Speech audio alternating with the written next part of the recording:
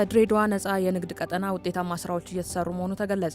በኢፌዴሪ የሕዝብ ተወካዮች ምክር ቤት የንግድና ቱሪዝም ጉዳዮች ቋሚ ኮሚቴ እንዲሁም የፕላን በጀትና ፋይናንስ ቋሚ ኮሚቴ ጥምረት በድሬዳዋ ነጻ የንግድ ቀጠና ልዩ የኢኮኖሚ ዞን ላይና በድሬዳዋ ደረቅ ወደብና ተርሚናል ላይ ያደረጉትን የመስክ ምልከታ አጠናቀው ግብረ መልስ ሰጥተዋል። የንግድና ቱሪዝም ጉዳዮች ቋሚ ኮሚቴ ሰብሳቢና የጥምር ኮሚቴው የመስክ ምልከታ ቡድን አስተባባሪ የተከበሩ ወይዘሮ አሻይ ሀያ የድሬዳዋ ነጻ የንግድ ቀጠና ልዩ የኢኮኖሚ ዞንና የድሬዳዋ ጉምሩክ ውጤታማ ስራዎችን መስራታቸውን ጠቁመዋል። በስራ ዕድል ፈጠራ፣ ተኪ ምርት በማምረት በቴክኖሎጂ ሽግግር፣ ወጪና ገቢ ንግድን በማሳለጥና $2 ሚሊዮን የውጭ ምንዛሪ በማስገኘት ውጤታማ ስራዎች መሰራታቸውን ገልጸዋል።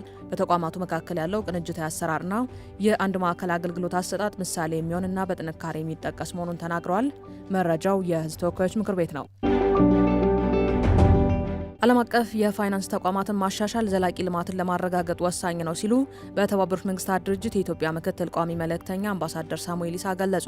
በተባበሩት መንግስታት ድርጅት የኢትዮጵያ ምክትል ቋሚ መልእክተኛ አምባሳደር ሳሙኤል ኢሳ በሲቪያ ስፔን እየተካሄደ በሚገኘው 4ኛው ዓለም አቀፍ የልማት ፋይናንስ ኮንፈረንስ ጎን ለጎን በተዘጋጀው ልዩ ስብሰባ ላይ ባደረጉት ንግግር የሲቪያ ስምምነት ከልማት አንጻር እስካሁን ዓለማችን የገጠማትን ተግዳሮቶች መፍታት እንደሚገባው ገልጸዋል።